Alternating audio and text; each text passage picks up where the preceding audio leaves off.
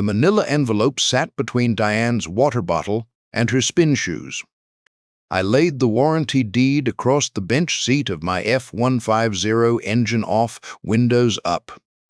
A warranty deed with Manny Ferreiras' name on it, my best friend of 35 years. But the signature was wrong, too careful, too slow. The way someone traces rather than signs. Closing scheduled Friday. 3 days. I photographed every page. 37 shots, front and back, time-stamped. Replaced each document exactly where I found it. Upstairs, the shower was still running.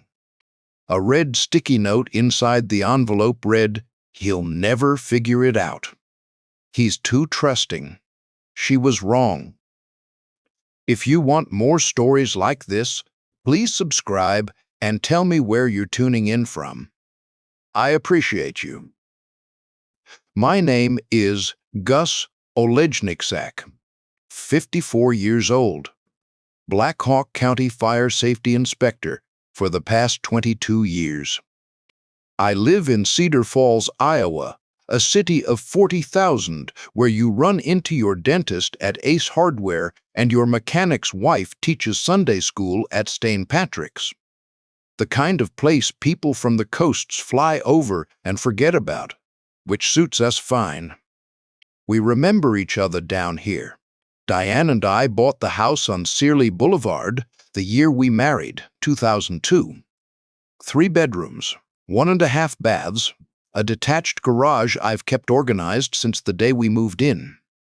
White siding, green shutters, a maple tree in the front yard that drops leaves on the driveway every October. 24 years I've lived there. I know which floorboard creaks outside the bathroom. I know the hot water takes 11 seconds to reach the kitchen sink. I know the south-facing window in the living room lets in a strip of afternoon light that hits the arm of the couch at exactly 3005 in November. That's the kind of man I am. I notice things. It's my job. I became a certified fire inspector at 32 after 4 years as an apprentice code enforcement officer. Before that, I loaded trucks at a warehouse off Highway 208, which paid the bills but didn't use the part of my brain that cared about details. The inspection work fit me like a glove I didn't know I needed. 22 years of climbing extension ladders, crawling through crawl spaces with a flashlight between my teeth, checking sprinkler head spacing with a tape measure, writing citations for blocked fire exits at restaurants that swore they'd fix it last time. My supervisor, Daryl Knutson, once told a new hire that if Gus Olejniksak signs off on a building, you can sleep in it with your kids. I met Manny Ferreiras in sophomore gym class at Cedar Falls High, September 1987. His family had been in town since he was a kid, after his father Tomas moved them up from Newark in the late 70s.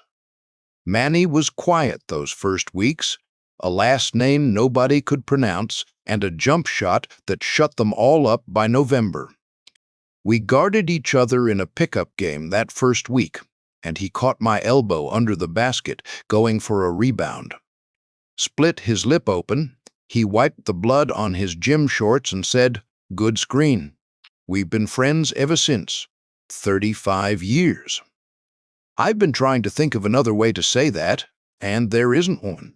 35 years of fishing trips to the Cedar River when the walleye run in April. $5 bet on every Hawkeyes football game since 1993. Neither of us has ever collected. The loser always says double or nothing. 35 years of the things that don't make good stories, but make a life. I drove Manny to the hospital when his daughter broke her arm falling off the monkey bars at Pete Junior High. He stood next to me at my mother's funeral and didn't say a word, which was the right thing. I helped him rewire his kitchen when he couldn't afford an electrician during the 2009 layoffs. He brought me soup when I had pneumonia so bad I couldn't get off the couch for a week. You don't choose a brother. You earn one.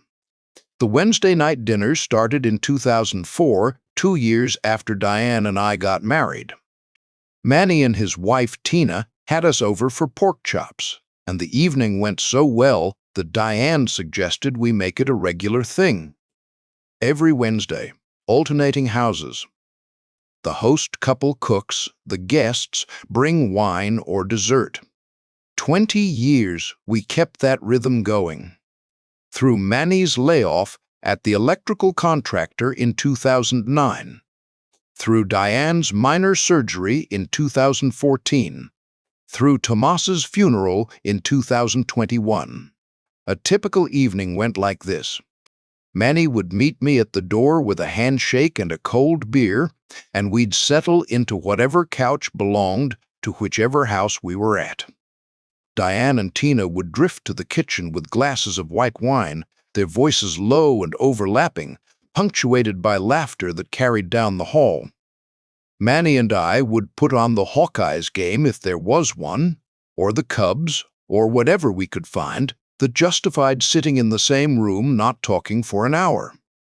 Sometimes we'd go 20 minutes without saying a word. That was fine. Silence between two men who've known each other 35 years doesn't need filling. Manny's father, Thomas, left Portugal at 19, worked the Newark docks for a decade, and heard about the deer jobs through a cousin's friend. He drove a rusted Plymouth station wagon west to a town where nobody spoke Portuguese and nobody had heard of bacalhau. Arrived in Cedar Falls in 1978 with a wife, a 6-year-old son, and $400. He worked the machinist floor at the Waterloo plant for 22 years without missing a shift. And starting that first summer, on weekends and evenings, he built the cabin. It sits on the south shore of George Wythe Lake, a quarter-acre lot surrounded by cottonwood trees that Tomas bought from the county for $12,000 when lakefront land was still priced for working families. He built the A-frame himself, with salvaged lumber from a demolished granary outside Dunkerton, hauling boards in that same Plymouth wagon, his son Manny handing him nails from a coffee can. The dock he built, rebuilt after a storm in 1984, rebuilt again after another storm in 1997, a fire pit ringed with stones Manny collected from the lakeshore when he was 11, carried back in his jacket pockets 2 and 3 at a time. Every stone still there. Thomas died 5 years ago, pancreatic cancer. He went from diagnosis to funeral in 9 weeks. Manny held his hand at the end, while Louisa, Manny's 79-year-old mother, sat in the corner of the hospital room reciting prayers in Portuguese. The cabin went to Manny because Tomas had always said it would. Louisa signed the deed over without hesitation. It was never about ownership. It was about stewardship. Louisa still goes to the cabin every summer Sunday. Manny drives her out after church, helps her up the porch steps, and she sits in the same wooden chair Tomas built from scrap oak and watches the lake until the light changes. She doesn't fish, doesn't swim, just sits and looks at the water and the dock and the stones. The county assessed the property at $380,000 last year.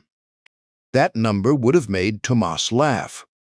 Lakefront in Cedar Falls has become a different market than when he bought his lot for $12,000. Developers have been circling George Wythe for a decade, snapping up parcels, tearing down cabins, building 3-story lake homes with boat lifts and outdoor kitchens. Manny's had offers. He turned them all down without blinking. "It's not real estate," he told me once on the dock. "A fishing rod in each of our hands." "It's my father's house." I understood that. Some things don't have a price because they're not for sale.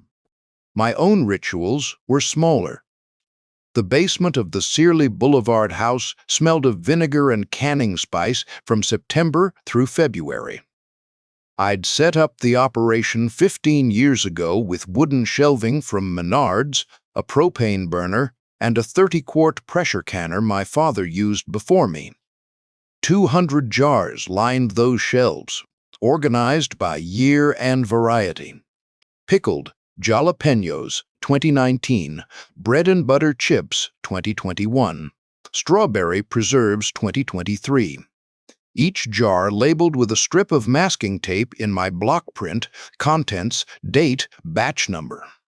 I tracked everything in a spiral-bound notebook that sat on the workbench next to the burner. Dates, water bath temperatures, pH levels measured with test strips after each batch, processing times to the minute. Diane called it my other inspection report, and she didn't mean it as praise. But precision matters in canning the same way it matters in fire codes. Get the fee wrong, and you're growing botulism. Get the processing time wrong, and the seal fails. Details are the difference between food and poison. The habanero relish was my best recipe. A 3-year project to get the heat right without killing the sweetness of the roasted peppers. Manny was my test subject. Every batch, I'd bring a jar to Wednesday dinner. "This is the best thing I've ever tasted," he said once, spooning it directly onto a cracker with the concentration of a man performing surgery. "You say that every time." "I mean it every time. We didn't have children." Diane always said the decision was mutual, and I never corrected her in public. But I'd wanted kids. A son to take fishing. A daughter to teach canning. I'd lie in bed some nights and think about what I'd name them, which rooms in the house would become whose. Then I'd let it go. You can't make someone want what they don't want. So I filled the house with other things. The mason jars. The recipe notebook. The inspection reports. Work. Manny. The routines. 3 pillars held my life together. My marriage. My friendship with Manny. My work. They gave the days a shape I could count on. I drove the same route to the inspection office every morning. Poured coffee into the same mug, a white ceramic with the Black Hawk County seal that Diane had given me my first Christmas on the job. I filed my reports the same way, ate lunch at the same deli counter at Hy-Vee, came home at the same time. Diane would already be back from Prairie Ridge Realty, where she'd processed residential closings for 19 years. $52,000 a year. She knew every listing in Black Hawk County, every closing attorney, every title company. I found comfort in the repetition. My father, who ran a milling machine at Viking Pump for 38 years, called it the dignity of small consistencies. I never forgot that. Last month, a Wednesday in January, I pulled into Manny's driveway at 6 with a jar of habanero relish in one hand and a 6-pack of Busch Light in the other. The cold hit my face when I stepped out of the truck, that flat Iowa January cold that settles into your knuckles before you reach the front door. Manny met me the way he always did, a handshake that wrapped into a half grip, a clap on the shoulder. "That the new batch?" he asked, taking the jar. "Needs another week, but I brought it early for you. You're a good man, Gus." I settled onto his couch. The TV was already on, the pregame for a Hawkeyes basketball game against Minnesota. From the kitchen came the sounds I'd heard 1,000 times. Diane's voice, Tina's voice, the clink of wine glasses, the rhythm of 2 women who'd spent 20 years talking over each other. Tina was making something with garlic and butter. I could smell it from the living room. Their laughter carried down the hall, low and private, the kind that stops when someone else enters the room. I sat there with a beer in my hand and the game on the screen and my best friend beside me. I looked around Manny's living room at the framed photos on the wall, Tomas and Luisa on their wedding day, Manny as a boy holding a fish on the dock. The four of us at some long-ago barbecue squinting into the sun. The mismatched plates on the dinner table that had served 1,000 meals. Not glamorous, not ambitious, but solid. My father would have respected it. I didn't know then what those kitchen conversations had become. I didn't know that 18 months of kitchen talk between Diane and Tina had turned from complaints about their husbands into something with dollar signs and deadlines. I just heard laughter and thought it meant my wife was happy. The first time my wife called my canning embarrassing, we were at a dinner party at our neighbor's house, the Lindgrens, 2 doors down on Searly. But the shift had started before that. Roughly 2 years ago. Not a single moment I could point to and say that's when my wife stopped respecting me.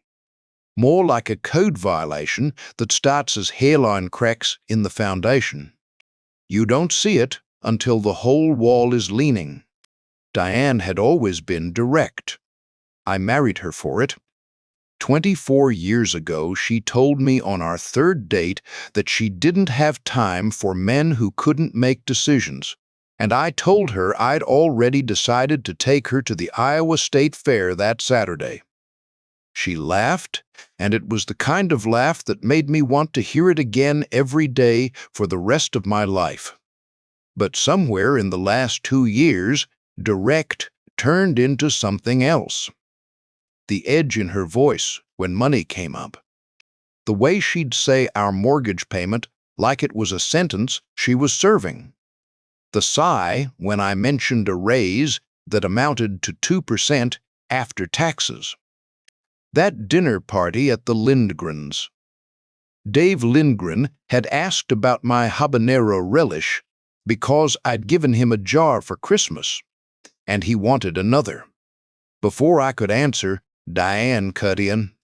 Gus spends his weekends in the basement playing with mason jars like a retiree, she said. I keep telling him to find a real hobby. Karen Lindgren studied her plate. Dave drank his beer. I stood there holding a cracker with cheese on it and said nothing. Diane smiled at the table like she'd made a joke everyone was in on. Nobody laughed. I drove home that night with both hands on the wheel and my jaw tight enough to ache. She didn't mention it. Neither did I. That was our pattern. She'd cut and I'd absorb it, and we'd both pretend the blade was a joke. The truck comment came 4 months later at the Kowalski's 4th of July barbecue. Pete and Linda Kowalski, our neighbors 3 houses east on Searly. 8, maybe 10 neighbors standing around a charcoal grill on a Tuesday evening. Paper plates and citronella candles. I'd parked the F-150 in the street because their driveway was full. Diane nodded toward it with her wine glass. He'll drive that thing until they bury him in it, she told the group. 200,000 miles and counting. I keep saying, Gus, we can afford something from this decade. Pete chuckled. His wife smiled the way people smile when they're uncomfortable. I stood there with a paper plate of potato salad and felt the heat climb the back of my neck. Not from the grill. Runs fine, I said. Everything runs fine with you, Gus. That's the problem. She turned back to her conversation with Pete's wife, and I walked to the cooler for another beer. The truck had 187,000 miles. I kept it clean, changed the oil every 5,000, replaced the brake pads myself in the garage. There was nothing wrong with the truck. There was something wrong with the woman who needed everyone to know she thought there was. The inspection work came next. For 22 years, I'd come home and Diane would ask about my day the way married people do, half listening, the question more ritual than curiosity. That was fine. I didn't need an audience. But the half listening turned into no listening, and the no listening turned into open dismissal. Clipboard pushing, she called it one evening while I described a sprinkler system violation at a nursing home on West 1st Street. She was scrolling her phone at the kitchen table. You walk around buildings with a checklist, Gus. It's not exactly high finance. I stopped mid-sentence. She didn't look up. People sleep in those buildings, I said. I finished my dinner alone. She'd already eaten a protein shake from the blender after her 6 o'clock spin class. The kitchen table had 2 place settings, but only 1 plate with food on it. That became the new routine. Diane's gym schedule overtook our shared meals, the way ivy overtakes a fence. 3 memberships at different studios because each one offered a class, the others didn't. Cycle bar for spin, core power for hot yoga, the University Rec Center for weightlifting. 3 gym bags, navy blue Lululemon, black Nike, gray Adidas, packed the night before and lined up by the front door like soldiers. She tracked her workouts in a color-coded spreadsheet on her laptop, columns for reps, weights, times, heart rate zones, each cell formatted with the precision of a quarterly earnings report. She'd spend 20 minutes entering data after every session. I'd watch her at the kitchen table, reading glasses on, fingers moving across the keyboard, and think about how she'd never once asked to see my inspection notebook. The gym spreadsheet got more attention than I did. Wednesday dinners continued through all of it. Same rhythm, same houses, same mismatched plates. But things were shifting at those tables too. Diane and Tina's kitchen retreats stretched longer. 20 minutes became 40. Their voices dropped lower when Manny or I walked toward the kitchen for a refill. Conversations stopped mid-word when I appeared in the doorway. "Just girl talk," Diane would say, raising her wine glass. Tina would nod. "You wouldn't be interested." They developed a private language I couldn't crack. References to people I'd never met, places I'd never been, conversations I wasn't part of. A glance across the dinner table that carried a full sentence between them. Diane would say something about a restaurant in Waterloo, and Tina would smile in a way that meant more than the words warranted. Inside jokes with no entry point. The weekend trips multiplied. Once a month to a wine bar in Waterloo turned into twice a month, then most Saturdays. Diane would come home at 11 with her cheeks pink and her purse lighter, and a vagueness about the evening that didn't invite follow-up questions. I didn't ask. She didn't volunteer. Tina's resentment of Manny ran on a parallel track. I saw it at Wednesday dinners in the way she talked about the lake cabin. "Your father's shack needs a new roof," she told Manny one evening, not looking up from her wine glass. "How much is that going to cost us this time?" "It's a cabin, not a shack," Manny said. His voice was steady, but his grip tightened on his beer bottle. "It's a money pit on a lake." Manny didn't respond. I watched Tina's jaw set and recognized the expression, the same one Diane wore when she talked about my truck. Same tone, the complaint that sounds like accounting but means something personal. 6 months ago, Tina convinced Manny to consolidate his checking and savings accounts at Viridian Credit Union into a single joint account. She said it would simplify their finances. Manny mentioned it to me on a Saturday fishing trip, casual, like it was nothing. Tina wants everything in one place, he said, casting his line. Makes the taxes easier, she says. I nodded. Didn't think twice about it. Married couples share accounts. That's what you do. I didn't know then what that consolidation really meant. Didn't know what those signature cards on the new account paperwork would be used for. I'd learn all of that later, after I found the warranty deed in Diane's spin bag. Meanwhile, Diane's relationship with her job changed. For 19 years, she'd worked at Prairie Ridge Realty, processing title searches and closing documents for agents who earned commissions she watched from behind her desk. $52,000 a year. She used to accept it. Somewhere in the last 2 years, she stopped. She brought closing documents home. Manila folders stacked on the kitchen table next to her dinner plate, filled with deed transfers, title insurance forms, settlement statements. The office notary, a guy who stamped whatever the agents needed without asking questions, had walked her through the recording process more times than she could count. She'd read those documents the way other people read novels, glasses on, highlighter in hand, yellow streaks across paragraphs about purchase prices and assessed values. Do you know what the Hendersons' lake house sold for? She asked one night at dinner. I was eating leftover chili. She wasn't eating at all. No. $420,000. And Todd Fisher walks away with $25,000 in commission for 3 weeks of work. $25,000, Gus. That's almost half my annual salary. Todd's been selling houses for 15 years, and I'd been filing his paperwork for 19.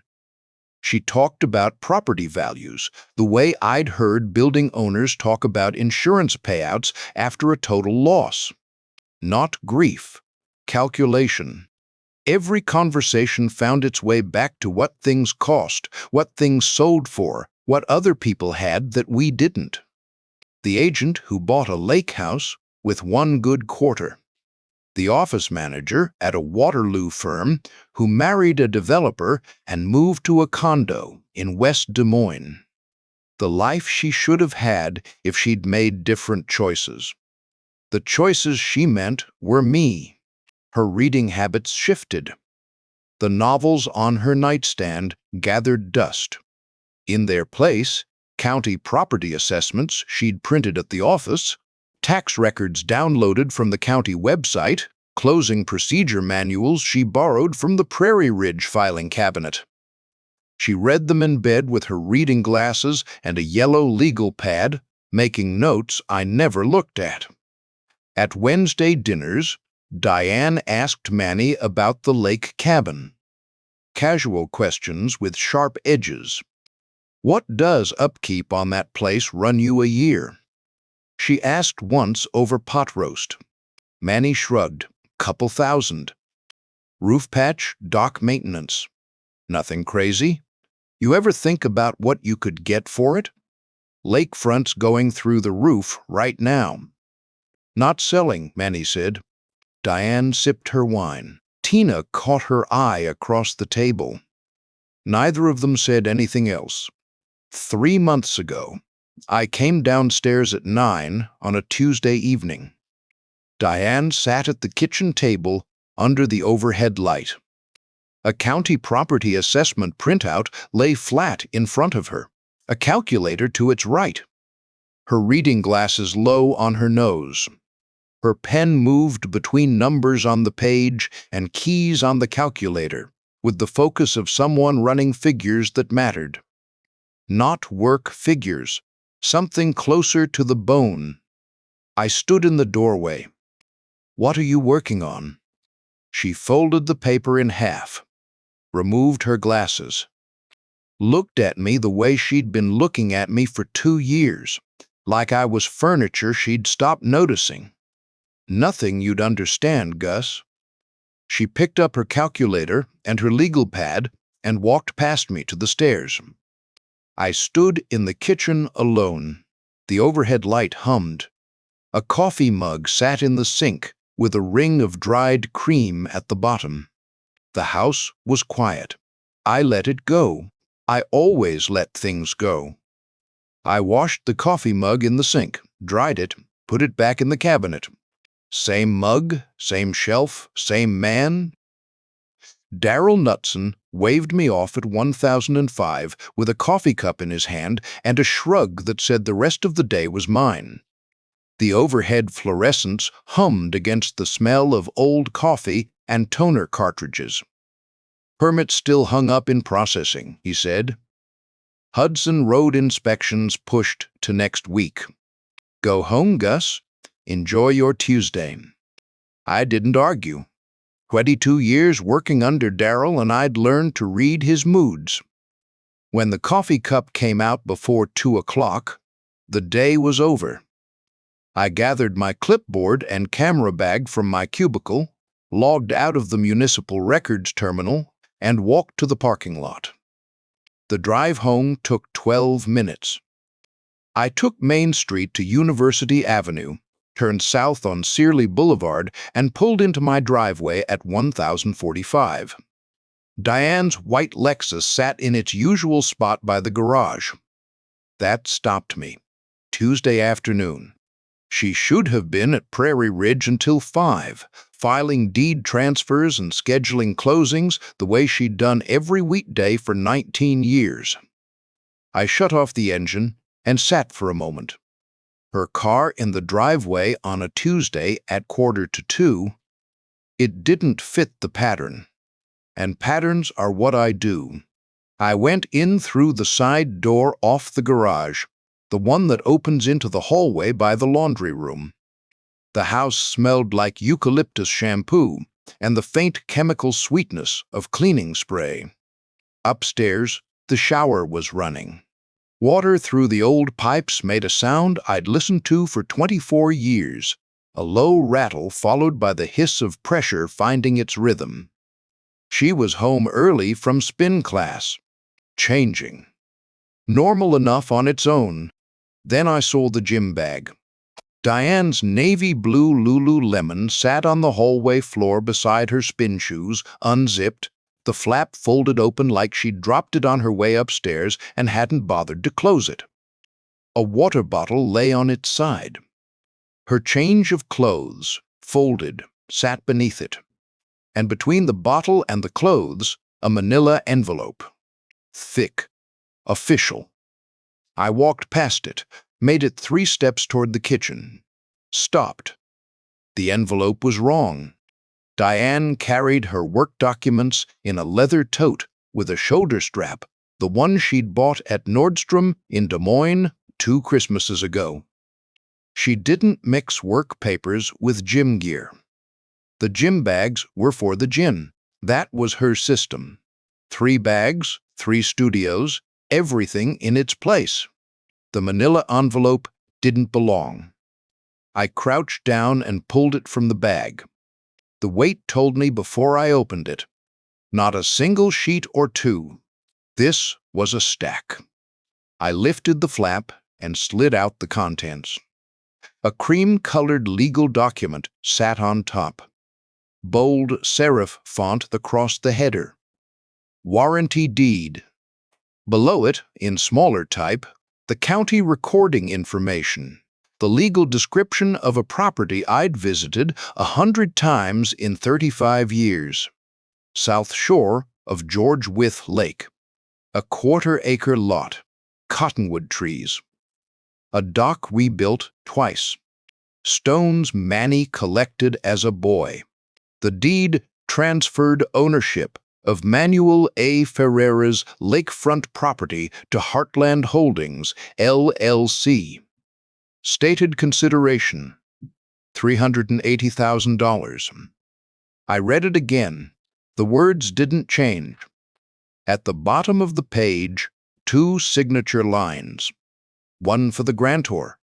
Manny's name printed beneath it in block type. Above the line, a signature. Manny's name, written in ink, but not Manny's hand. I've watched Manny sign checks, fishing licenses, birthday cards for 35 years. His signature is loose, rushed, the M oversized and the rest trailing off like he's already thinking about something else. The Y never drops below the line the way it should. The signature on this deed was controlled, each letter formed with care. The loops closed where Manny's stay open. The pressure even where Manny's hand lifts between strokes. The Y tucked neatly below the baseline with the precision of someone who'd practiced it on a legal pad. Someone had studied his signature and reproduced it the way a student copies a painting. Close, but not the thing itself. Below the signature lines, a notary acknowledgement.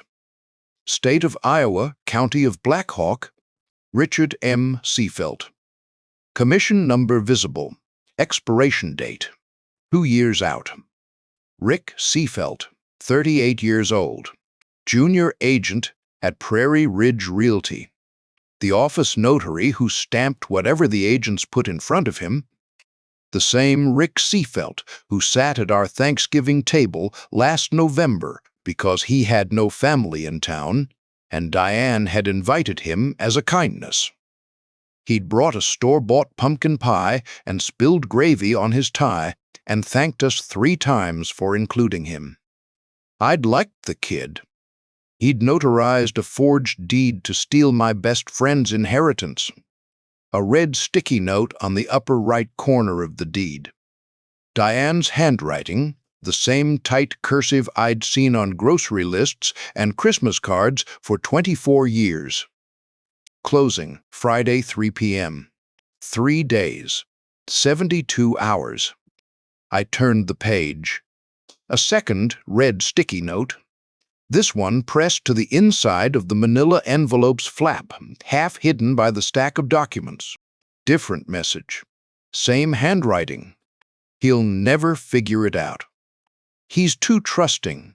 I read it twice, set it down, picked it up again. The words didn't change those either. I turned to the next page. Wire transfer instructions. The closing proceeds, $380,000, routed to an account at Hills Bank in Heartland Holdings. LLC's name, routing number, account number. Contact information for the receiving institution. Every detail laid out for a clean transfer of money that belonged to a dead man's son. I flipped through the remaining pages. Title insurance application. Settlement statement draft. Affidavit of title. Each one bearing that same wrong signature. That same careful forgery that nobody in a busy closing office would look at twice. Rick's notary stamp appeared on the affidavit as well. The same commission number, the same mechanical compliance. Upstairs, the shower was still running. Diane humming something I couldn't make out through the ceiling and the pipes. I stood in the hallway with 37 pages in my hands and my wife 10 feet above my head, and I didn't move for what felt like a long time. Could have been 30 seconds. Could have been 2 minutes. Then something in my chest went still. Not numb, not angry. The same thing that happens when I walk into a building and the hair on my arms stands up before I see the violation. The noise drops out, and what's left is the work. I carried the envelope to my truck. Engine off, windows up. I spread the documents across the bench seat, the same bench seat where I'd eaten drive-through burgers and reviewed inspection reports and listened to Hawkeyes games on a AM radio for 15 years. The cab smelled like coffee, and the pine air freshener hanging from the mirror. I pulled out my phone and started photographing. Page 1, front, click. Page 1, back, click. Each shot time-stamped and geotagged to my home address on Searly Boulevard. I held the phone steady, the way I hold it when I photograph a cracked fire door or a blocked emergency exit, close enough to read every word, far enough to capture the full document. Same process, same precision, different stakes. 37 pages, 74 photographs, the warranty deed, the wire transfer instructions, the title insurance application, the settlement statement, the sticky notes, both of them, every signature, every stamp. I photographed the manila envelope itself with the documents visible inside.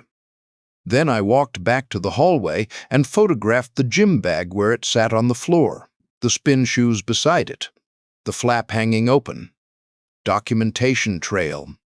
The same protocol I'd follow for a fire code violation that might end up in court. I slid the documents back into the manila envelope, matched the fold, returned the envelope to the gym bag between the water bottle and the change of clothes. Same position, same angle, originals undisturbed. The shower upstairs had stopped. I heard the bathroom door open, footsteps crossing the bedroom floor overhead. I walked out the side door, got in my truck, and backed out of the driveway.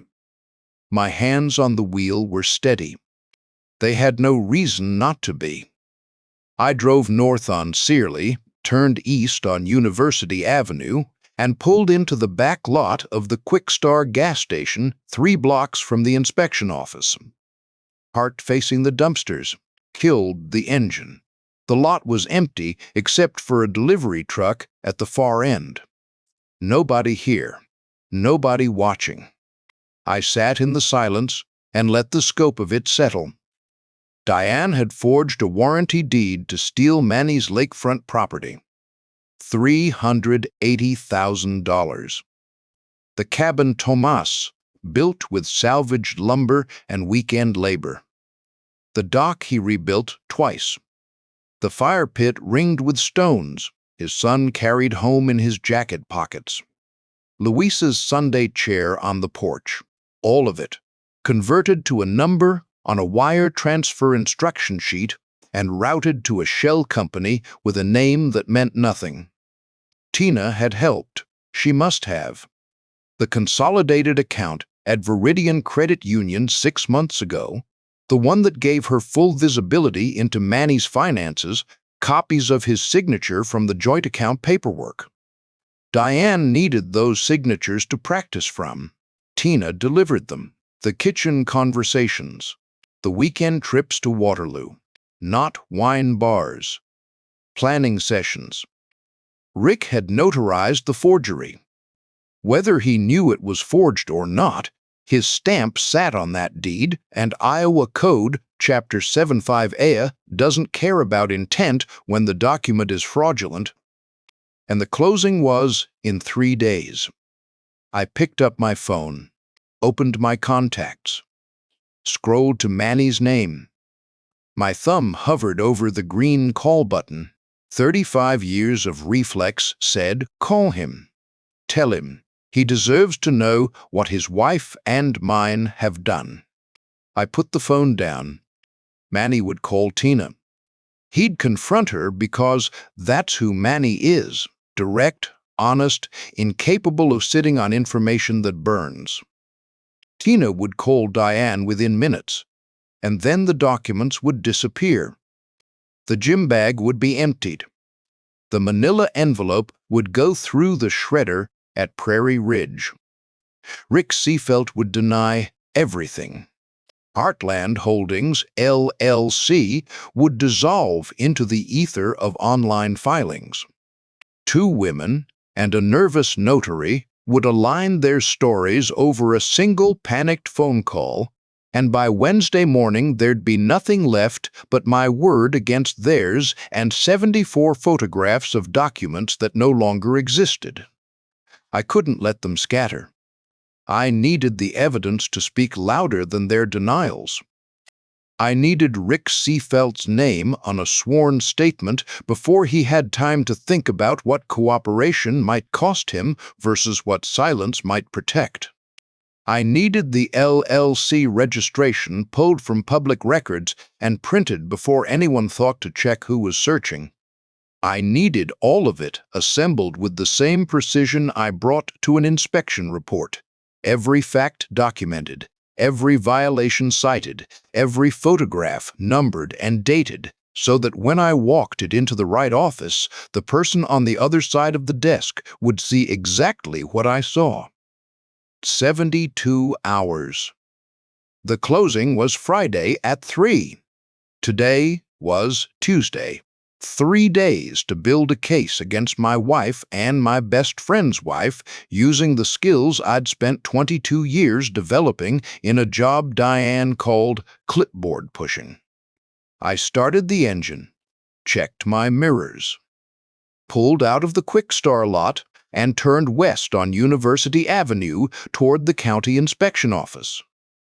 The municipal records system would be empty this time of day. Everyone gone by 3 on a Tuesday when the afternoon inspections got canceled. Heartland Holdings, LLC, registered agent. Formation date, address. I knew where to look. The inspection office at 6 in the evening was a different building than the one I worked in every morning. Same smell of old coffee and toner cartridges. But the silence changed the dimensions. The hallways stretched longer without voices in them. Darrell's office door stood open, his Hawkeye's coffee mug sitting on a stack of permit applications he'd get to tomorrow. The break room fridge clicked through its compressor cycle. The copy machine sat dark. I sat down at my cubicle and woke the municipal records terminal. The login screen glowed the same blue-white it had glowed every working day for 22 years. Same username, same password. I changed every 90 days per county IT policy. Same interface I used to pull property tax records, building permits, deed registrations, inspection histories. I'd spent 2 decades navigating this system to find code violations in commercial properties. Tonight, I used it to find one in my marriage. I typed Heartland Holdings, LLC, into the search field and pressed Enter. The Iowa Secretary of State's business filing database returned a single result. Heartland Holdings, LLC, status, active. Formation date, August 14th, 18 months prior. The behavioral shift had started before the filing. She'd been planning before she incorporated. The timeline matched. Registered agent, Cedar Valley Document Services. Address, 1847 Commercial Street, Suite 24, Waterloo, Iowa. Suite 204. Not an office suite in a commercial building. I'd inspected enough strip malls and small business complexes to know the addressing conventions. The 1-800 block of Commercial Street in Waterloo was a row of single-story retail spaces. No second floor, no Suite 24. I opened a new browser tab and searched the address. The UPS Store, Waterloo. Private mailbox rental. Suite numbers assigned to make a rented box look like an office address. A rented mailbox. Not a law firm. Not an accounting office. Not the registered agent service that legitimate LLCs use for $15 a year. A UPS box rented by someone who needed a physical address that wouldn't trace back to their home. I went back to the Secretary of State filing and clicked through to the Articles of Organization. Iowa requires a listed organizer on every LLC filing. The name on the organizer line was D. Olejny Jack. Our home address on Searly Boulevard, printed beneath it. She hadn't even used a different last name, just an initial. The kind of shortcut someone takes when they've spent 19 years watching closing documents cross their desk and never once been questioned on a filing. I printed the full LLC record. Formation date, organizer name, registered agent address. Every page. I leaned back in my chair and looked at the screen. The overhead light threw a flat white square across my desk. My laminated inspection checklist hung on the partition wall where it had hung for 15 years. The color-coded binders on the shelf above held 22 years of completed reports, each one documenting every violation I'd ever found. I'd built my career on the principle that buildings tell you the truth if you know how to read them. Same principle applied to paper trails. I pulled up the county assessor's records for Manny's lakefront property on George Wythe Lake. Legal description, lot dimensions, tax history, assessed value. $380,000. The exact number on the warranty deed in Diane's gym bag. I cross-referenced the assessment date. Last updated September. The same month, Diane started bringing closing documents home from Prairie Ridge. The same number she'd been studying at our kitchen table 3 months ago with her reading glasses and her calculator and her yellow legal pad, working on nothing you'd understand, Gus. I printed everything. The LLC filing. The organizer information with her initial and our address. The registered agent listing. The UPS store confirmation. The property assessment. 18 pages total. I stapled each set, wrote the date and time in the upper right corner the way I marked inspection documents, and slid them into a manila folder from the supply closet. The scheme assembled itself one record at a time, each document triggering the next connection, the way a pulled ceiling tile reveals the wiring behind it. The LLC formation date, August 18 months ago. The same month, Diane started bringing closing folders home from Prairie Ridge. She would have seen the county assessment on Manny's lakefront cabin during a routine search, maybe for a neighboring parcel, maybe out of curiosity after the latest round of lakefront sales drove values up. $380,000 for a property owned by a man whose wife had dinner at our table every Wednesday. The registered agent address, a UPS box in Waterloo, 30 minutes from Cedar Falls. Far enough that nobody she knew would see her picking up mail. I pulled the county business license records for Cedar Valley Document Services. No phone number, no website. Just the mailbox and Diane's initial on the organizer line. Then Tina. I pulled up the Veridian Credit Union joint account timeline from the property records cross-reference. The account consolidation 6 months ago. One joint account with both signatures on the paperwork. Tina didn't need Manny's signature to give it to Diane. She just needed to hand over a photocopy of the signature card, a piece of paper from a credit union file, something she could slip into her purse after a routine visit to the branch. The warranty deed in the gym bag. Diane had practiced the signature, got it close enough that a distracted notary wouldn't look twice. Filled in the deed using blank form she had access to at Prairie Ridge, the same office where she processed transfers 40 weeks a year. Rick Seefeldt's notary stamp on the acknowledgement page. The same Rick who answered to Diane operationally at Prairie Ridge.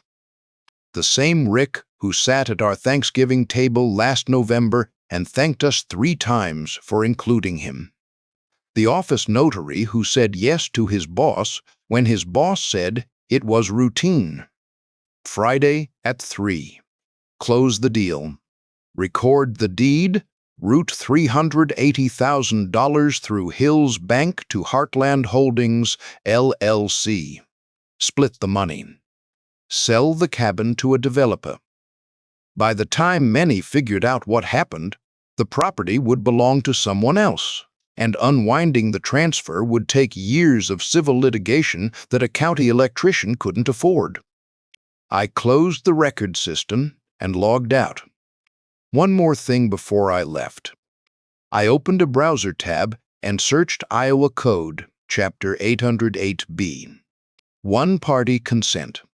One party to a conversation may record it without the other party's knowledge or consent. I'd verified what I remembered. I closed the browser. I placed the manila folder in my inspection bag, the same black nylon bag I carried to every job site, and walked to my truck. The parking lot was dark except for the security light over the back entrance. February air hit my face. 20 degrees, maybe less. My breath hung white in front of me, dissolving before it cleared the roof of my truck. I drove home. Diane was on the couch, a renovation show on the screen. She glanced at the doorway. "Late night?" she asked. "Paperwork," I said. I went upstairs, brushed my teeth, and lay in bed staring at the ceiling while my wife of 24 years sat one floor below me, planning to rob my best friend. I didn't sleep much. Didn't need to. The plan for Wednesday morning was already built. Rick Seefeldt stopped at the Quick Star on University Avenue every weekday morning between 7:30 and 7:30 City. I knew this because I stopped there myself 3 mornings a week and had seen his silver Honda Civic at the pumps or in the parking lot a dozen times over the past year. Small towns. Patterns. People don't change their routines because it never occurs to them that someone might be watching. I parked at the Quick Star at 7,000 Wednesday morning. Engine off. Coffee in the cup holder. Untouched.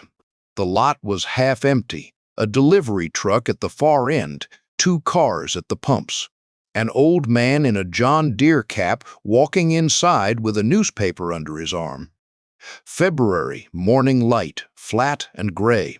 The kind that makes everything look like a photograph with the color drained out.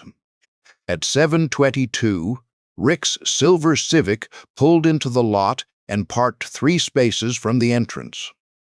He stepped out with his messenger bag over one shoulder and a travel mug in his left hand. Blue dress shirt, no jacket despite the cold. His bare forearms had goosebumps visible from 20 feet. He was 10 feet from the front door when I got out of my truck. "Rick," he turned. His face opened, then closed, then opened again. He shifted the travel mug to his right hand. "Gus." "Hey, what's up?" I held up my phone, screen facing him. One photograph. The notary acknowledgement page of the warranty deed. Richard M. Seefeldt. Commission number in black ink.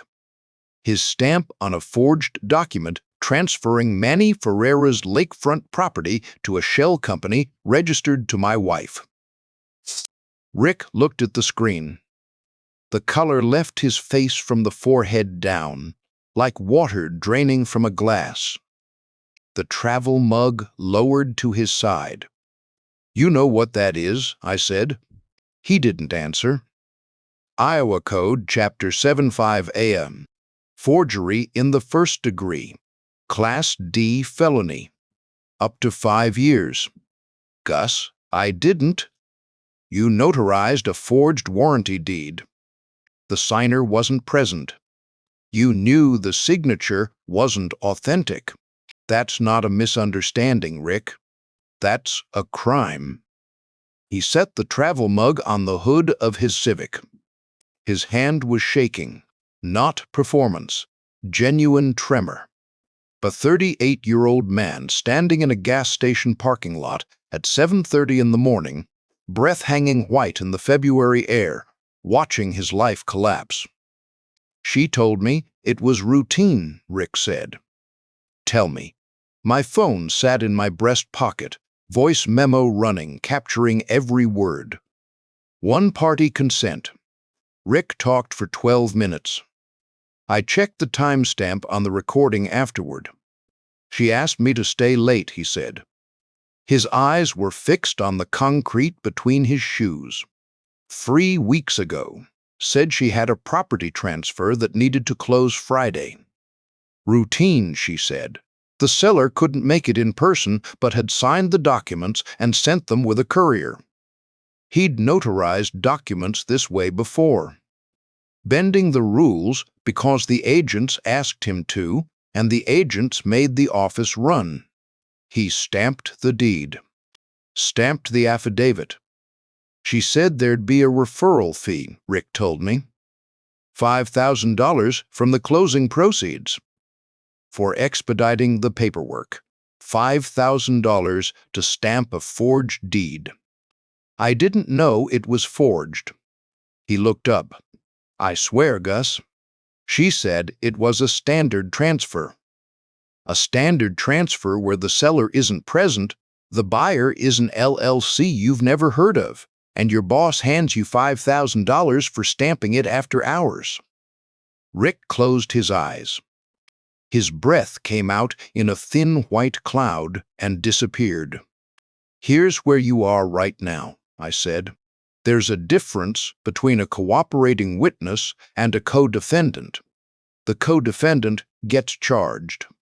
The cooperating witness writes a sworn statement and tells the county attorney what happened.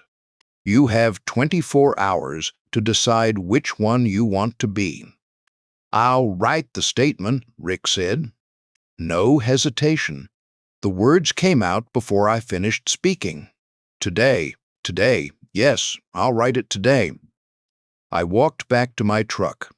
Behind me, Rick stood next to his Civic with his travel mug forgotten on the hood and his messenger bag hanging off one shoulder, a man who'd been given a chance to step out of the wreckage before it caught fire. Whether he'd follow through was his choice, but the recording was mine regardless. I sat in the truck at noon, with the engine off and the windows up. The Quick Star lot had filled with lunch traffic. A woman loaded grocery bags into a minivan 2 spaces over. A teenager pumped gas while scrolling his phone. The world going about, it's Wednesday. My evidence package sat in the manila folder on the passenger seat. 37 time-stamped photographs of the forged deed and wire transfer instructions. 18 pages of LLC registration documents and county property records. A 12-minute recorded confession from the notary public who stamped the forgery. His commitment to deliver a sworn written statement by end of day. I picked up my phone and called Manny. He answered on the second ring. Hey Gus, what's going on? My voice came out lower than I intended. I need you to listen to me, I said. Don't talk, just listen. Silence on the line. Manny waiting. Don't call Tina. Don't text her. Don't go home tonight. Stay at your mother's or get a room at the American on Highway 20. Don't tell anyone where you are. Gus, what? I'll explain everything tomorrow. Every detail. But right now, I need you to trust me the way I've trusted you for 35 years. The line was quiet for a long time. 4 seconds. 5. I could hear traffic on his end. The hum of his work van's engine. He was on a job somewhere. A man going about his Wednesday. Okay, Manny said. He didn't ask why. Didn't push. Didn't demand an explanation he had every right to demand. One word. 35 years of friendship compressed into 2 letters. I hung up and sat with the phone in my lap. The woman with the minivan pulled out. A new car pulled in. The Quick Star sign clicked and buzzed in the cold above the pumps. Tomorrow was Wednesday dinner. The Ferreiras house. Same table. Same mismatched plates. Same kitchen, where two women had spent 18 months planning to steal a dead man's legacy. I had 24 hours to decide how to use it. I drove to the Ferreira house at 10 to 6 with a jar of habanero relish on the passenger seat and a 12-minute recording on my phone.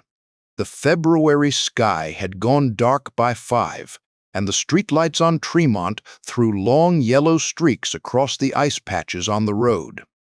Same route I'd driven to the Ferreiras' house every other Wednesday for 20 years. Left on Tremont, right on West 8th, past the Lutheran church, past the elementary school, into the neighborhood where Manny and Tina had lived since 2003. It was always on. I parked behind Diane's Lexus. She'd driven over separately, which was normal on Wednesdays. I sat in the truck for a moment. The jar of relish caught the dashboard light. The glass warm from the heater vent. Batch number 47. 3-year recipe. Made it last Saturday in the basement while my wife was at spin class with a forged deed in her gym bag. I picked up the jar and got out. Manny opened the front door before I reached the steps. His handshake found mine the way it had 1,000 times. But his grip was different, tighter. His eyes moved across my face, searching for the thing I'd told him to trust me about. He looked like a man who hadn't slept. "You okay?" I asked. "Stayed at my mother's last night. She made me eggs this morning and asked me 4 times if I was sick." "Are you?" "I don't know yet. You haven't told me what I'm sick with." I handed him the relish. After dinner. He took the jar and held it for a second longer than normal, turning it in his hands like he was reading the label for the first time. Then he nodded and stepped aside. The house smelled like garlic and roasted chicken. Tina's cooking. She had 3 dishes. She rotated for Wednesday dinners, and the chicken was the one she made when she was in a good mood. Diane's voice threaded through Tina's from the kitchen, both of them relaxed, both of them laughing about something I couldn't make out. I hung my jacket on the hook by the door. Same hook, same nail. Manny had driven into the wall 15 years ago when the coat rack broke. The dining table was set with the mismatched plates, the blue ones from a set Tina bought at a garage sale in 2006, and the white ones Manny's mother had given them as a wedding gift. A breadbasket in the center.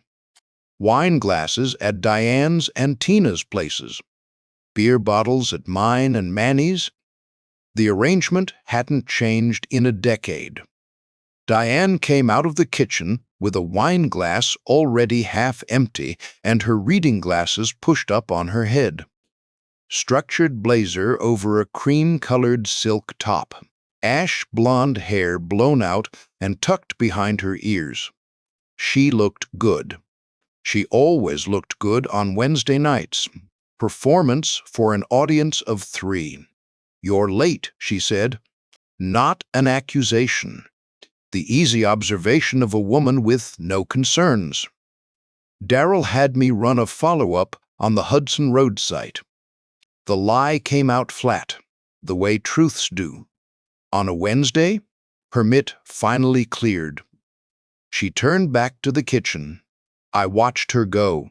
24 years of watching that walk, the slight rightward lean she carried from a college volleyball injury, the way her left hand found surfaces as she passed them, countertop, doorframe, chair back. I knew every rhythm of her body. She knew none of mine. Manny and I sat in the living room. No game on tonight. He turned the TV to a cooking competition neither of us watched. His hands stayed in his lap instead of around a beer bottle. I could feel his questions pressing against the silence, like water against a dam. "After dinner," I said again. You keep saying that. Because it's not time yet. Tina called us to the table at 6:15. Roasted chicken, mashed potatoes, green beans from a can that she'd dressed up with almonds and butter. The plates went down. The bread basket circulated. Diane poured herself more wine and launched into a story about a new restaurant opening in Waterloo, some farm-to-table place a coworker had mentioned. The wait list is already 3 weeks, Diane said. Tina and I are going to try it next Saturday. Tina laughed. We should make it a monthly thing. We should. I ate the chicken. It was good. Tina could cook when she wanted to. Across from me, Manny pushed food around his plate, his fork making patterns in the mashed potatoes that had nothing to do with eating. Diane and Tina didn't notice. They'd stopped noticing their husbands years ago. The meal lasted 45 minutes. I watched the second hand on the rooster clock above the stove make its circuit. 45 of them, before Tina, stood to clear the plates.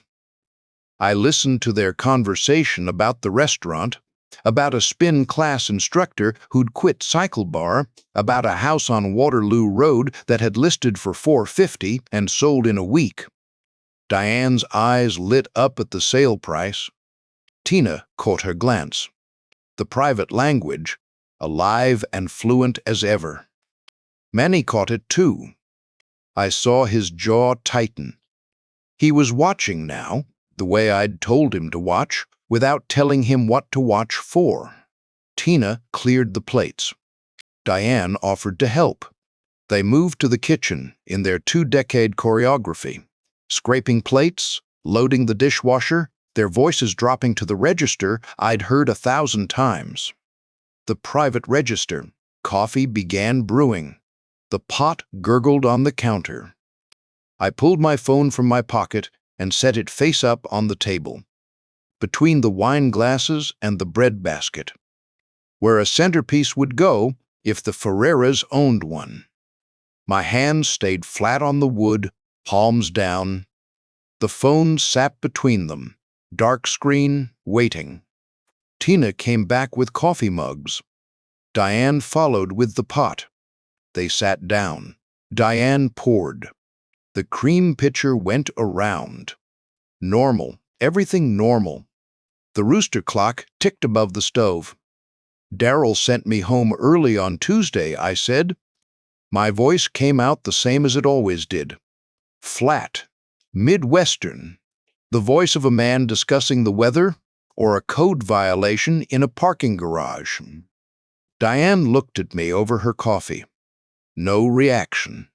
She was waiting for the rest, the way you wait for the second half of a sentence about traffic or a scheduling change. Your car was in the driveway. I came home after spin, she said. So, your gym bag was in the hallway. The navy blue one, unzipped. Something moved behind her eyes. Not panic. Not yet. A flicker of inventory, the mental check of a woman running through what she'd left where and whether it mattered. I found the Manila Envelope, I said. The flicker became a fissure. Color left her face fast, from the top down, cheekbones to jaw to the collar of her silk blouse. Her coffee cup stayed raised, but her hand went still. Across the table, Tina's wine glass stopped halfway to her mouth. She didn't lower it, didn't raise it. Frozen mid-gesture like someone had pressed pause. Manny looked at me, then at Tina, then back at me. His face carried the expression of a man who'd been told to trust his best friend and was now watching the reason take shape in front of him.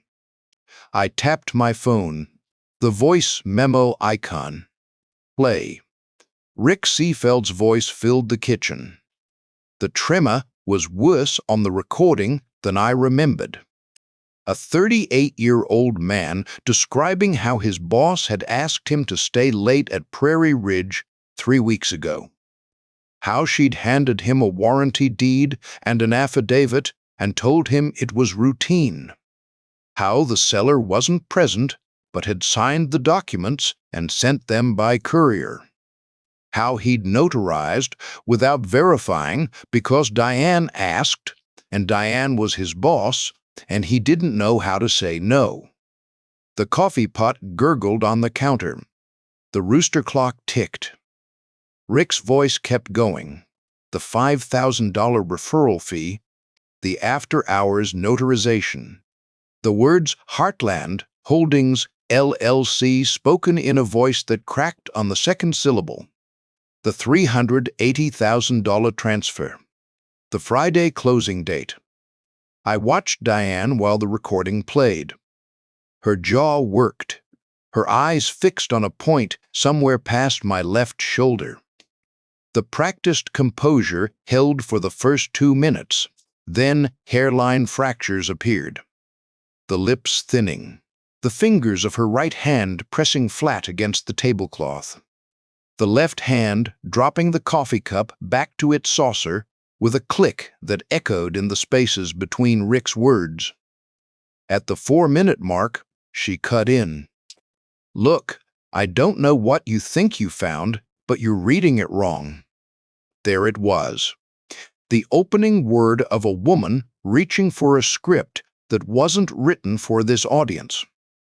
I let the recording keep playing. Rick's voice describing the deed. The signature he didn't verify. The stamp he pressed without checking. His boss said it was routine, and he believed her because she'd never given him reason not to. More details followed, Rick circling back to the timeline. The evening he stayed late, the documents Diane placed in front of him, the pen she handed him. His voice steadied in places, cracked in others. 8 more minutes of a man trying to get ahead of what he'd done. "This is ridiculous," Diane said. Her voice had shed its warmth. What remained was clipped, mechanical, the voice of a woman accustomed to managing a narrative. "You're taking paperwork out of context." That's a legitimate transaction I was processing for the office. I paused the recording, opened my photo gallery, turned the phone toward her. The warranty deed, the forged signature. Manuel A. Ferreira. Written in a hand too careful, too controlled, the loops closed where Manny's stay open. I swiped. The wire transfer instructions. $380,000 routed to Hills Bank. Swiped again. The LLC registration. Heartland Holdings. Organizer D. Olejniczak. Address Searly Boulevard, Cedar Falls. Diane stared at the screen. Her mouth opened, closed. The legalistic deflection that had carried her through the first 30 seconds dissolved into silence. Tina pushed her chair back. The legs scraped against the tile. She stood. Manny's voice came from somewhere I'd never heard before. Low, not loud, not angry. A frequency below both, the sound of load-bearing walls under stress. "Sit." 1 word, 1 syllable. Tina looked at her husband. Whatever she saw on his face put her back in the chair without her hands touching it. She sat the way people sit when the ground shifts and standing isn't an option. The kitchen was quiet. The coffee pot had finished cycling. The rooster clock ticked above the stove, counting seconds that meant something different now than they had 10 minutes ago. "I'm delivering the evidence to the Black Hawk County Attorney's office at 8 tomorrow morning," I said. Every photograph. The LLC records. Rick's recorded statement and his sworn affidavit, which he's writing tonight. "I'm requesting an emergency injunction to block Friday's closing." Diane's mouth formed a word that didn't come out. Tina's hands lay flat on the table, palms down, fingers spread, the posture of someone trying to keep the room from spinning. "You can't do this," Diane said. I stood, took my jacket from the hook on the back of the chair. Manny rose beside me. No signal between us. No glance.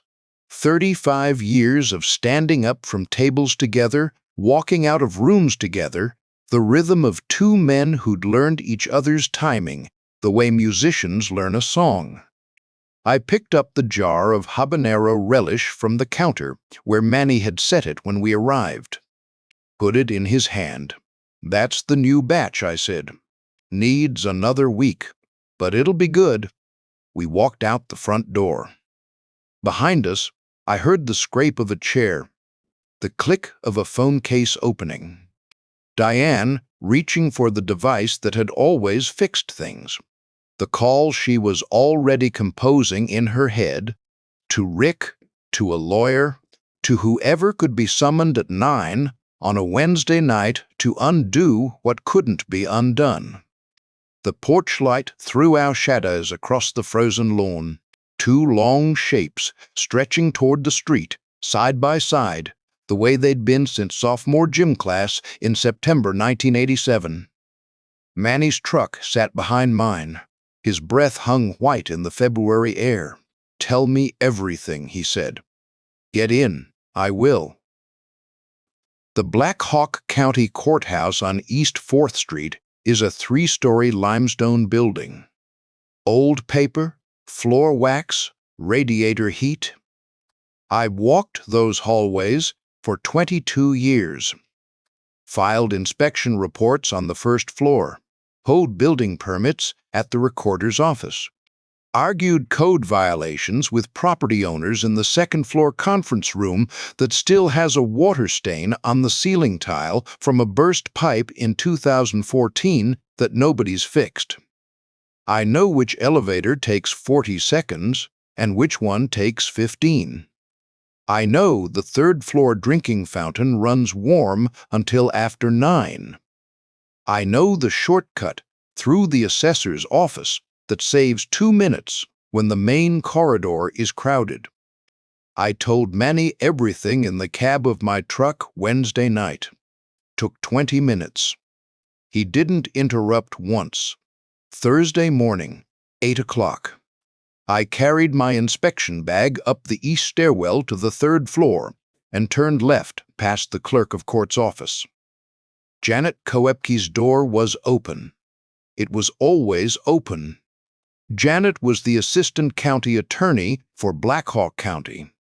48 years old, farm girl from outside Jessup, grew up milking cows before school and driving a combine by 14. She'd worked financial crimes for 12 years and taken every case of exploitation against working people as something aimed at her own family. Her office was small.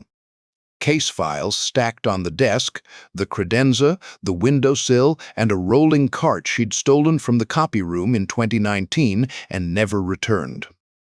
A desk lamp with a green shade threw a circle of warm light across the files she was reading when I knocked on the doorframe. She looked up, reading glasses low on her nose. "Gus Olejniczak, you're never up here before 10.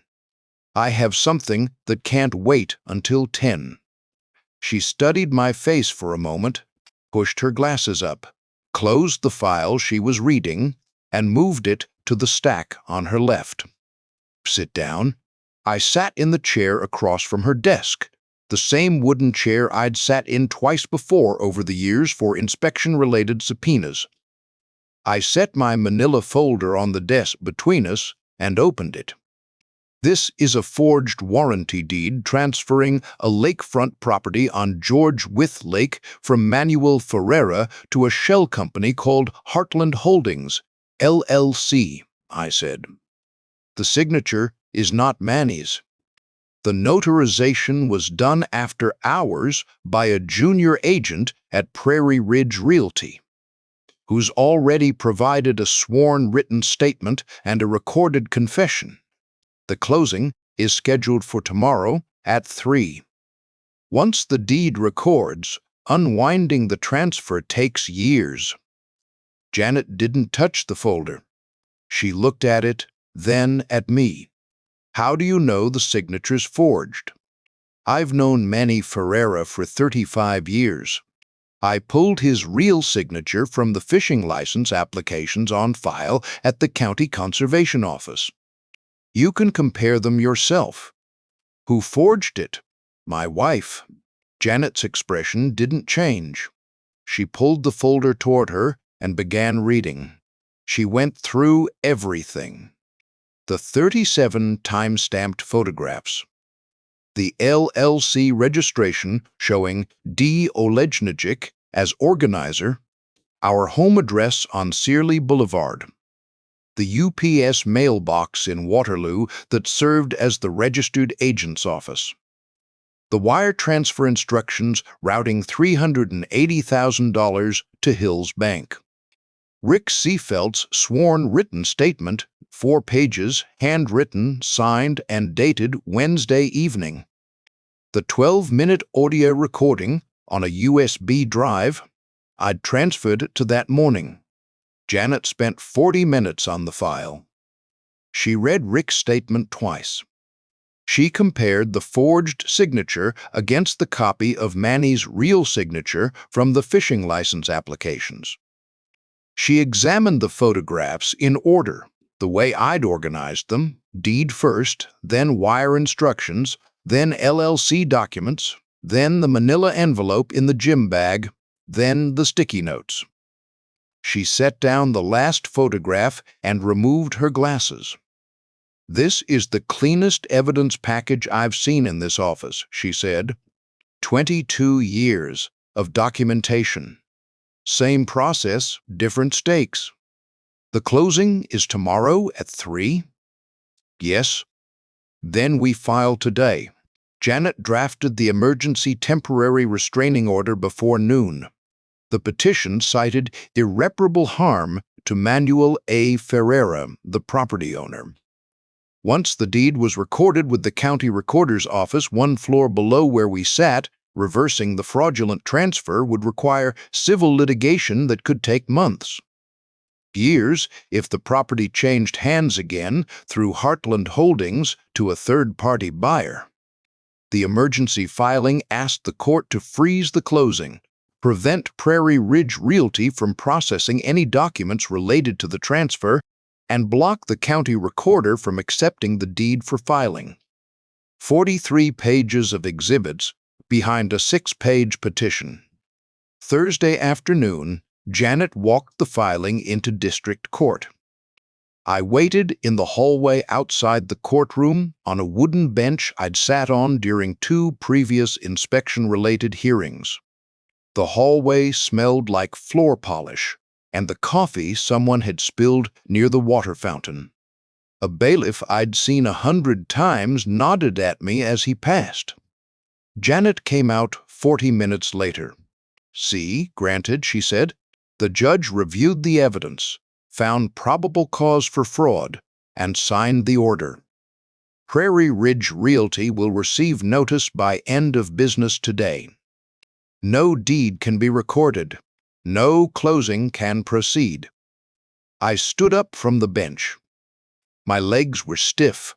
I'd been sitting without moving for the full 40 minutes. What happens now? Tomorrow at 3, nothing happens. That's the point. After that, I file formal charges next week. I drove back to the inspection office. Darrow had left 2 permit reviews on my desk. I completed both before 5, signed them, filed the copies. Same handwriting, same forms, same man.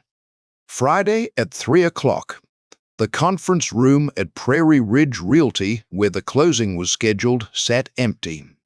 No buyer's representative, no title agent, no documents. The red sticky note in Diane's handwriting, closing, Friday 3 p.m., became the timestamp on a crime that never finished. The following Tuesday, Janet filed felony charges in Black Hawk County District Court. Forgery in the first degree, under Iowa Code, Chapter 715A, Class D felony, up to 5 years. She filed the charge against both Diane and Tina. The forged warranty deed bore Diane's handiwork, but the signature samples came from Tina, who had provided copies of Manny's credit union paperwork, knowing what they'd be used for. The same filing added theft in the first degree under Chapter 714, Class C felony, up to 10 years. The property value exceeded $10,000 by a factor of 38. Conspiracy charges compounded both counts. 18 months of coordinated planning. Joint criminal enterprise. The charges stacked rather than running parallel. Rick Seefeldt's name appeared in the filing as cooperating witness, not co-defendant. The distinction I'd drawn for him in the Quick Star parking lot at 7:30 on a Wednesday morning held. His sworn statement and recorded confession became the prosecution's primary corroborating evidence.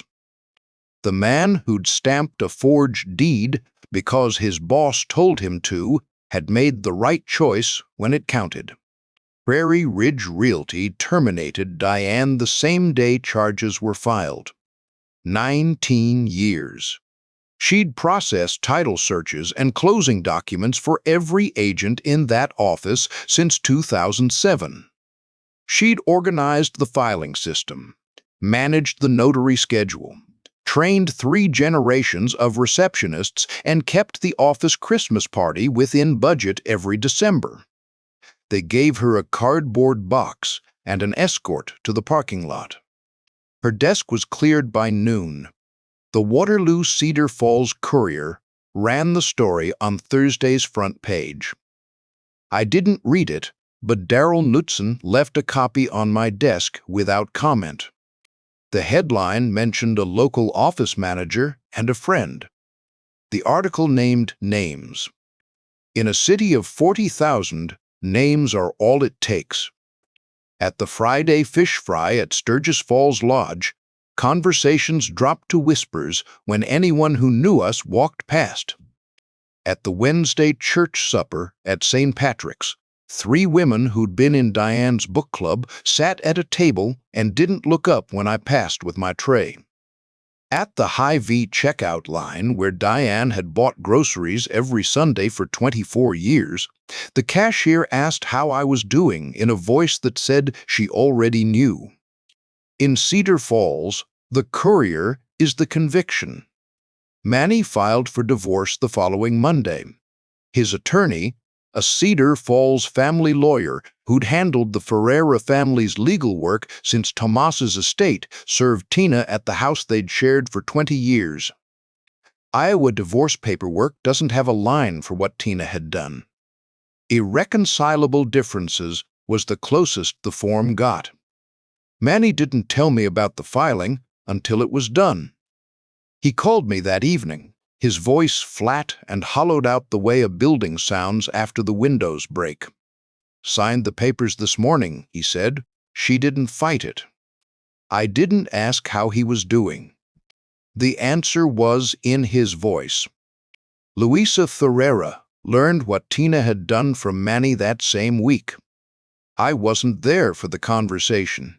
Manny told me about it later, sitting on the tailgate of his work van in the parking lot of the American, where he'd been staying since I told him not to go home. Highway 20, traffic hummed behind us. The lot lights threw orange circles on the pavement. February, cold coming through our jackets. My mother sat in her chair in the kitchen, he said. He said, "The one by the window where she reads her Bible." She didn't raise her voice.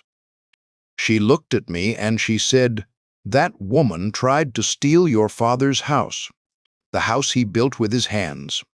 Board by board, she sat in my kitchen and ate my food and smiled at my face and planned to take what Tomas gave his son."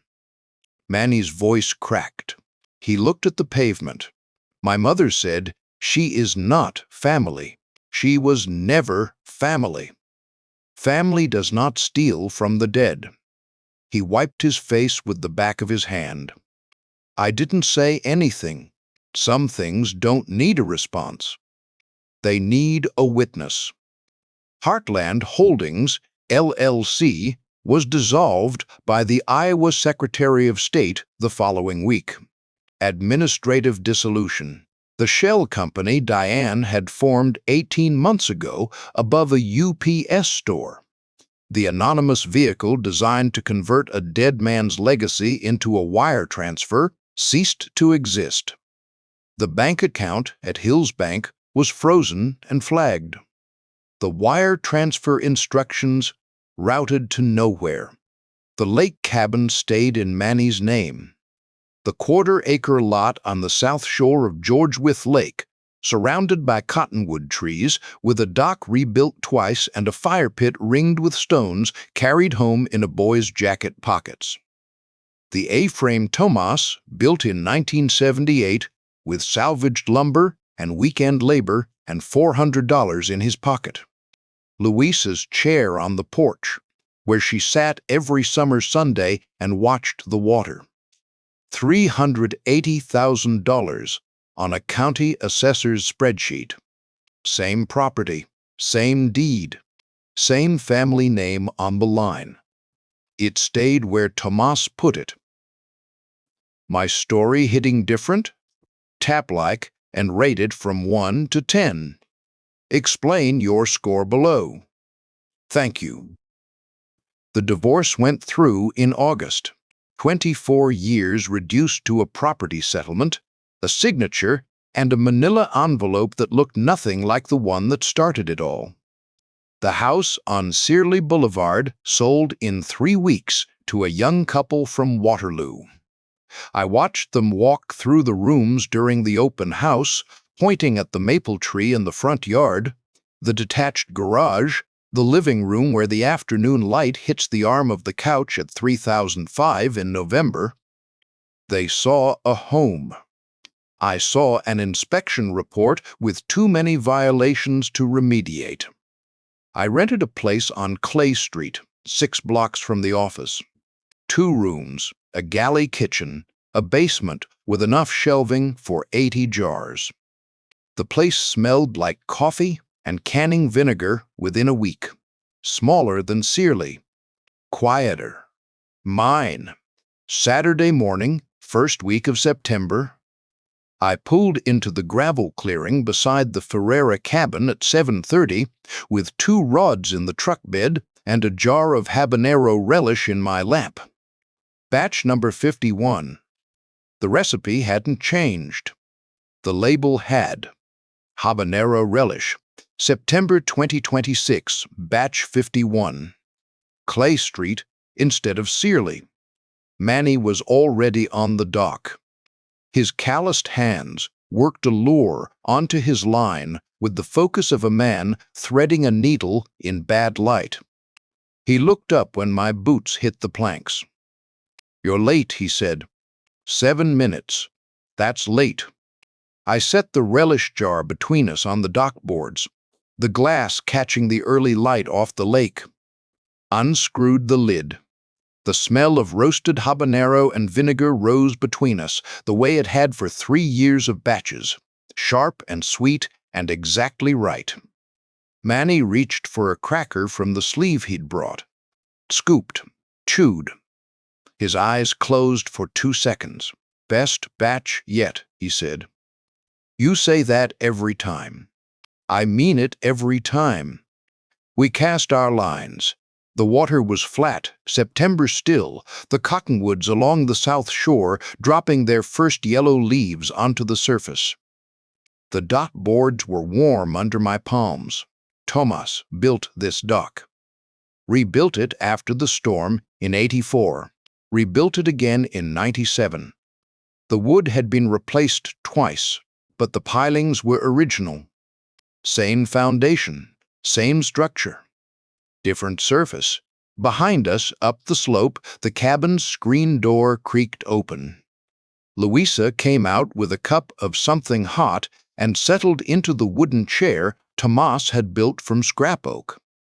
She didn't wave, didn't call down, just sat with her cup and watched the lake and the dock and the stones, the way she'd watched them for decades. Her son on the dock, her son's friend beside him, the property her husband built with his hands in the same family name it had carried for 48 years. The Wednesday dinners were done. Saturdays at the cabin had taken their place. Different day, different table. Same two men who'd been sitting next to each other since sophomore gym class, not talking when there was nothing to say, talking when there was. Manny reeled in his line and cast again. The lure hit the water 30 feet out, with a sound like a finger tapping glass. I watched the ripples spread and flatten. 22 years of inspections taught me that a building tells you everything if you're patient enough to listen. Walls crack where the foundation shifted. Doors stick where the frame warped. You just have to know where to look. People are the same way.